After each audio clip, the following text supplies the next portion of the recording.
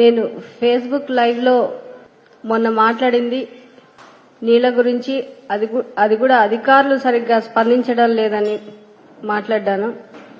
కానీ yellow media almost ఒక రోజంతా ఇంకేం న్యూస్ లేనట్టు, నేనేదో జగనన్నను వ్యతిరేకిస్తున్నట్టు, మరి అదే వీడియోలో నేను క్లియర్గా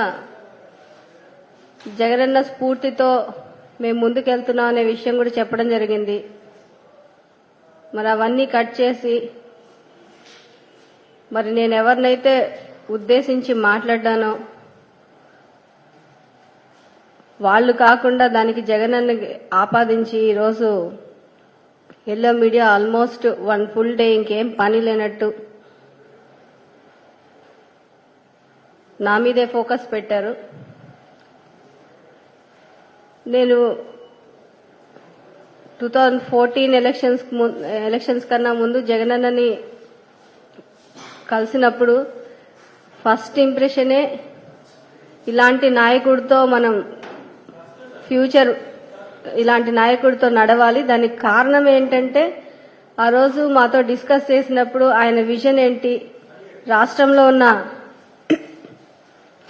పేదవాళ్ళని ఎలా ఆదుకోవాలి, అవన్నీ ఆ రోజు ఫస్ట్ డేనే మాతో డిస్కస్ చేయడం జరిగింది. అది నమ్మే ఈరోజు మేము పార్టీలో ఇన్ని సంవత్సరాలు కూడా ఆయన వెంట నడిచాము. మరి వారి కుటుంబ సభ్యులాగా, ఆయన సొంత చెల్లిలాగా నన్ను చూసుకున్నారు. అదే లైవ్ వీడియో అంటే, ఫేస్బుక్ లైవ్ అంటే ఒకసారి లైవ్ ఇచ్చిన తర్వాత దాన్ని మార్చేదేమి ఉండదు. మరి ఆ లైవ్ లో నేను ఎవరి గురించి ఏం మాట్లాడానో క్లియర్ గా అందరికీ తెలిసినప్పటికీ కూడా అది జగనన్న మీద ఆపాదించి మాట్లాడడం. అలాగే ఈరోజు దళిత మహిళా ఎమ్మెల్యే ప్రశ్నించడమే నేరమా అని చెప్పి ఈనాడు పేపర్లో ఒక టైటిల్ పెట్టారు. నేను ఎవరిని ప్రశ్నించాననేది క్లియర్ గా రాయాలి. ఎందుకంటే నేను ప్రశ్నించింది, పోరాడుతుంది అధికారులతోనే, జగనన్నతో కాదు. జగనన్న దగ్గరికి వెళ్తే, సీఎం ఆఫీస్కి వెళ్తేనే పనులు అవుతున్నాయని చెప్పాను. అంటే జగనన్న దగ్గరికి వెళ్తేనే పనులు అవుతున్నాయి. ప్రతి చిన్నది అంటే డిస్టిక్ లెవెల్లో అయిపోవాల్సింది కూడా ప్రతి చిన్నదానికి నేను సీఎం ఆఫీస్కి వెళ్లాల్సి వస్తోంది అనే ఒక బాధ తప్ప, ఒక వారం రోజుల నీళ్ళకు కూడా అధికారులను అడిగితే కుదరదని చెప్పడము, ఇవన్నీ నాకు కొంచెం బాధ అనిపించి నేను మాట్లాడ్డాను. అధికారులు కూడా ఒత్తిళ్లకు లోనవుతా ఉన్నారు. వాళ్ళు ఒత్తిళ్లకు లోనయ్యి, అంటే ఏ నియోజకవర్గ ప్రయోజనాల గురించి ఆ ఎమ్మెల్యేలు పోరాడతారు కాబట్టి అదే విధంగా నేను కూడా పోరాడుతా ఉన్నాను. అయితే ప్రతిసారి ఇక్కడి వరకు రావాల్సి వస్తుందని ఒక బాధతో నేను ఆ రోజు ఫేస్బుక్ లైవ్ పెట్టడం జరిగింది. దాన్ని రాద్ధాంతం చేసేసి, నేను మొదటిసారి ఇంటరాక్టివ్ సెషన్ అని ఎవరైనా క్వశ్చన్స్ వేస్తే మాట్లాడేలా విధంగా మన సోషల్ మీడియా వాళ్ళతో కూడా వాళ్ళకి ఏమన్నా క్వశ్చన్స్ ఉన్నా మాట్లాడే విధంగా నేను మాట్లాడ్డాను. కొన్ని క్వశ్చన్స్కి ఆన్సర్స్ ఇచ్చాను. అవన్నీ కూడా వక్రీకరించుకుంటూ ఇష్టం వచ్చినట్టు మాట్లాడ్డారు. అసలు నేను జగనన్నని వ్యతిరేకించినట్టు, పార్టీని వదిలిపోతున్నట్టు, అంటే నేను ఏదో పెద్ద ఫ్యూచర్ను ఊహించేసుకుని నేను ఈ పార్టీలో ఏదో చాలా అయిపోవాలన్న ఉద్దేశంతో రాలేదు. కేవలం జగనన్న చెప్పిన పని చేయడం, ప్రజల్ని ఎలా ఆదుకోవాలి, జగనన్న చెప్తే ప్రజలకు తోడుగా మాకొక నియోజకవర్గం అప్పచెప్పారు. ఆ నియోజకవర్గంలో ప్రజలు బాగుపడే విధంగా మేమేం చేయగలం అవి మాత్రమే చేసుకుంటూ వెళ్ళాము. అది మాత్రమే నేను వర్క్ చేశాను. మరి ఈరోజు అలాంటప్పుడు నాకు చాలా ఫ్యూచర్ నేనేదో ఊహించుకోలేదు, నేనేదో మంత్రి అయిపోవాలనో ఇంకోటో ఇలాంటి ఆలోచనలు కూడా నాకు ఎప్పుడూ లేవు. ఈరోజు ఇప్పటికిప్పుడు వద్దమ్మా నువ్వు ఎవరైనా సపోర్ట్ చెయ్యి, నువ్వు పక్కనుండు అని అన్నా కానీ I'm ready to do that. అంత మేము విధేయులుగా ఉన్నప్పుడు ఈరోజు పార్టీని వీడిపోతా ఉన్నారు, జగనన్నను వ్యతిరేకించారని మాట్లాడడం నాకు చాలా ఆశ్చర్యంగా ఉంది. అది కాకుండా ఎస్సీలకి జగనన్న చేసింది నిజంగా మన రాష్ట్ర చరిత్ర కాదు, దేశ చరిత్రలో గుర్తుండిపోవాల. అదే ఆ విధంగా చేసుకుంటూ వచ్చారు జగనన్న. మరి ఈరోజు ఎస్సీ, ఎస్టీ, బీసీ మైనార్టీలందరూ కూడా మన రాష్ట్రంలో పదవుల్లో కావచ్చు, అలాగే సంక్షేమ పథకాల్లో కావచ్చు, అన్ని రకాలుగా కూడా వాళ్ళు లబ్ధి పొందుతా ఉన్నారు. వాళ్ళందరూ కూడా చాలా సంతోషంగా ఉన్నారు. మరి అలాంటప్పుడు ఈరోజు ఏదో కొత్తగా నేను దేని గురించి మాట్లాడ్డానో అది మాత్రమే రాయండి, దాన్ని మీరు పార్టీకి జగనన్నకి ఆపాదించకూడదని చెప్పి నేను మీకు సీరియస్గా వార్నింగ్ ఇస్తున్నా. దట్టు ఈరోజు నేను ఇంకొకళ్ళు ఇలాగా వచ్చి ఏదన్నా విషయాలు అంటే వాళ్ళ కాన్స్టిట్యున్సీ విషయాలు కావచ్చు, ఏదన్నా విషయాలు ముందుకొచ్చి మాట్లాడడానికి కూడా భయపడే విధంగా, అంటే దాన్ని పెద్ద వైరల్ చేసేదో చాలా పెద్ద తప్పు చేసేస్తారు. అంటే ఓపెన్ గా వచ్చి మాకు ఈ కష్టం ఉంది, నేను మాట్లాడాలనుకుంది, నేను కన్వే చేయాలనుకుంది నా నియోజకవర్గ ప్రజలకి మనం కలిసికట్టుగా పోరాడుకుందామని చెప్పి నా నియోజకవర్గ ప్రజలకు పిలుపునిచ్చా నేను. అలాగే ఎవరైతే ఈ నీళ్ల కోసం ఫైట్ చేస్తున్నామో వాళ్ళందరికీ కూడా ఇది ఒక మెసేజ్ పోవాలన్న ఉద్దేశంతో ఇచ్చాను. కానీ ఇది స్టేట్ మొత్తము అందరూ చూసేలాగా మా పార్టీనే వ్యతిరేకించే విధంగా వీళ్ళు ఆపాదించి దాన్ని భయంకరంగా చిత్రీకరించారు. నాకు నిజంగానే చాలా బాధగా ఉంది. అంటే మీడియాలో కూడా ఒక ఎస్సీ మహిళ వచ్చి మాట్లాడితే ఎల్లో మీడియా ఇంత అంటే పాయింట్ అంతా డైవర్ట్ చేసేసి ఇంత వాళ్ళ స్వప్రయోజనాల కోసము వాళ్ళేదో చంద్రబాబుని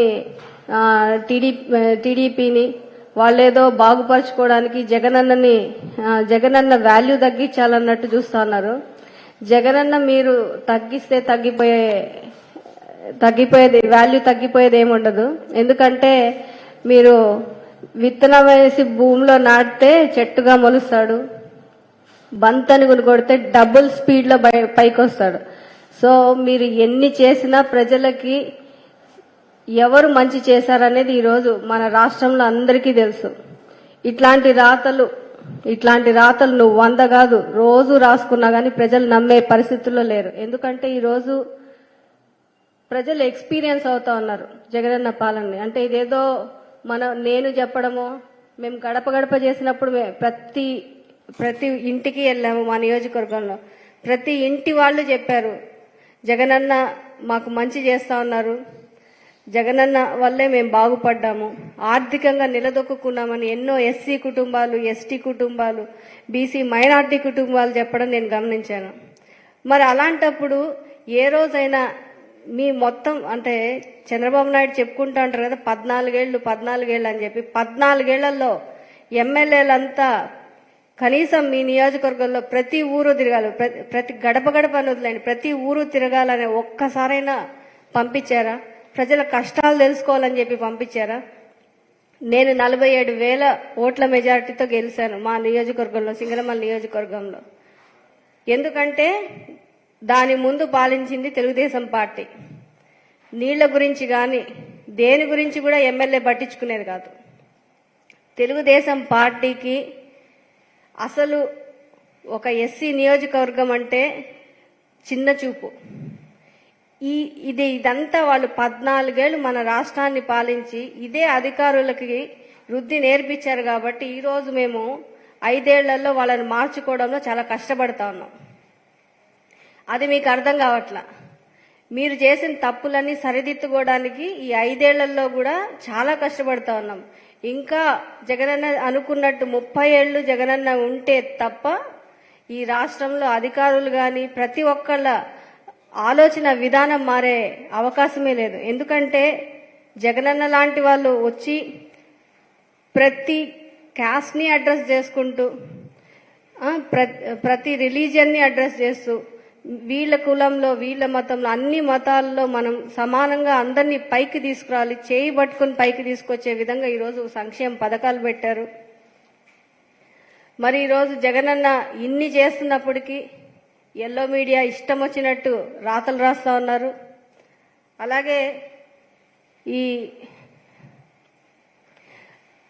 జగనన్న ఈ సోషల్ జస్టిస్ అనేది కావచ్చు, ఇదన్నీ అంటే అసలు ఇప్పటి వరకు ఎవరు ఏ ముఖ్యమంత్రి ఇంత వైడ్ రేంజ్లో మైక్రో లెవెల్లో వెళ్ళి ఆలోచించినవన్నీ జగనన్న చేసినప్పుడు మీరు ఇవన్నీ ఎలా రాస్తారు? అంటే ఒకళ్ళు ఎవరైనా వచ్చి ఒక ఎమ్మెల్యే, ఒక లేడీ ఎమ్మెల్యే కావచ్చు, ఒక దళిత్ లేడీ ఎమ్మెల్యే కావచ్చు, పైకి వచ్చి ఏదన్నా వాళ్ళకి అధికారులతో కష్టమైంది అని చెప్పుకుంటేనే అది డైరెక్ట్ ఇంకా జగనన్నకు ఆపాదిస్తారా? అంటే ఎవరు వచ్చి బయట ఏం మాట్లాడకూడదా? నాకు నా నేబరింగ్ కాన్స్టిట్యున్సీ ఎమ్మెల్యేస్తో నాకు కష్టం ఉందని చెప్పి నేను చెప్తుంటే మీరు దాన్ని జగనన్నకు ఆపాదించారు. మీరు చంద్రబాబు నాయుడు గారు వాళ్ళ ఇంట్లో వాళ్ళ సొంత మామనే వెన్నుపోటు పొడిచాడు. మరి వాళ్ళ ఇంట్లోనే వాళ్ళకి ఎన్నో గొడవలు ఉన్నాయి, అవి మాత్రం పట్టించుకోరు. అలాగే ఈరోజు ఈనాడు రామోజీరావు గారిని తీసుకుంటే వాళ్ళ కన్న కొడుకే ఈరోజు లేకపోవచ్చే వాళ్ళు ఈ లోకంలో, కన్న కొడుకే ఆయన వ్యతిరేకించారు. మరి మీ కుటుంబాల్లోనే, ప్రతి కుటుంబాల్లోనే ఇలాంటి గొడవలు ఉన్నప్పుడు ఒక నియోజకవర్గం పక్క నియోజకవర్గాల ఎమ్మెల్యేలకి మాకు కొన్ని విభేదాలు, నీళ్ల గురించి ఎవరి నియోజకవర్గం వాళ్ళు నీళ్లు తెచ్చుకోవాలనే ఫైట్ ఎప్పుడు ఉంటుంది. అంటే అది కూడా మాట్లాడకూడదు. అధికారులు కూడా మేము మాట్లాడినా, ఎవరి గురించి మాట్లాడినా అది జగనన్నకు ఆపాదిస్తారంటే నాకు నిజంగానే ఇంత దరిద్రము, ఇంత నీచమైన పేపర్ని చింపేయాలా? అసలు ఇట్లాంటి పేపర్లను ఇంకెవరు కూడా చదవకండి. ఈ దరిద్రం ఎప్పుడు పోతుందా అని మేము వెయిట్ చేస్తా ఉన్నాం. జగనన్న కోరుకున్నట్టు 175కి 175 కొట్టాల. ఆ రోజు మాత్రమే. ఈ రోజు హైదరాబాద్ లో ఉన్నాడు జగనన్న. నిజంగా నేను నిన్ను వేడుకుంటా ఉన్నా, వీలైతే చంద్రబాబు నాయుడిని ఈ దేశం దాటించన్నా, ఈ రాష్ట్రం కాదు ఈ దేశం దాటించి పంపించేసి, నిజంగా ఇలాంటి వాళ్ళు మనకి చీడపురుగులు లాంటి వాళ్ళు, ఇంకెప్పుడు కూడా ఇలాంటి కుంచె బుద్ధి, కుళ్ళు బుద్ధులు ఉన్న వాళ్ళు మనకు ఉండకూడదు. అలాగే ఈ మీడియా కూడా, ఈ ఎల్లో మీడియా కేవలం ఈ ఎలక్షన్ వరకే. ఈ ఎలక్షన్ దాటాక మీ రాతలు ఎంత మాత్రం పనిచేసినాయో, ఎంత మాత్రం మీరు ఇన్ఫ్లుయెన్స్ చేయగలిగారో అవన్నీ కూడా తెలిసిపోతాయి. ఇంకా మీరందరూ కూడా పెట్టాబేడా సర్దుకుని వెళ్లాల్సిన రోజులు త్వరలో వస్తా ఉన్నాయి.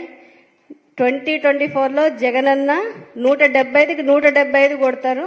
ఆ రోజు ఇది జరుగుతా ఉంది. తప్పకుండా మీరందరూ కూడా ఈ స్టేట్ కాదు, మీలాంటి బ్యాచ్ అంతా కూడా ఈ దేశం వదిలిపోవాల్సిన రోజు వస్తుంది. ఇది గుర్తుపెట్టుకోండి.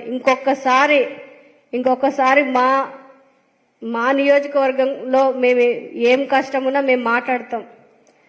ఇంకొకసారి ఇలా వక్రీకరించారు, ఏమన్నా చేశారంటే, ఆల్రెడీ ఏబిఎన్లో ఇలా ఒకసారి మా మీద తప్పుడు ప్రచారం చేస్తే కేసు వేశారు. కోర్టుకు అటెండ్ అవ్వట్లా ఆయన మహానుభావుడు. నెక్స్ట్ కూడా ఇదే విధంగా కోర్టుకు లాగుతా, ఒక్కరిని కూడా వదిలిపెట్టను. గుర్తుపెట్టుకోండి. This is last and final warning. ఇంకొకసారి కానీ రిపీట్ అయితే వదిలేదు. అండ్ ఈ రోజు నేను దళిత మహిళగా చెప్తా ఉన్నా, జగనన్న దగ్గర నేను ఎమ్మెల్యేగా ఉండడం నా పూర్వజన్మ సుకృతంగా భావిస్తా ఉన్నా. ఈ రోజు నేను చెప్తా ఉన్నా, జగనన్న ఇప్పుడు ఈ సెకండ్ వద్దమ్మా నువ్వు పక్క నుండి ఎవరికైనా సపోర్ట్ చేయంటే కూడా నేను రెడీ.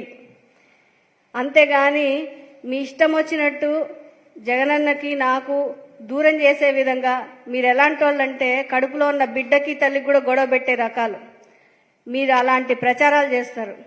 కానీ ఈరోజు మళ్ళీ చెప్తున్నా, ప్రజలందరినీ వేడుకుంటాను. ఆ లైవ్ నేను ఏదైతే ఇచ్చానో ఫస్ట్ నుంచి లాస్ట్ వరకు 1 గంట ఉంది, మొత్తం చూడండి. ఎవరు ఏం వక్రీకరించారో మీకు అర్థమవుతా ఉంది. ఎప్పుడు చూసినా ఈ ఎల్లో మీడియా ఇష్టం వచ్చి నీకు కట్ చేసి వేసేది. యూటర్న్ తీసుకుంది పద్మావతి. ఏం యూటర్న్ తీసుకున్నాను నేను? జగనన్న ఏమన్నా అంటే కదా యూటర్న్ తీసుకోవడానికి. నేను అనలేదు.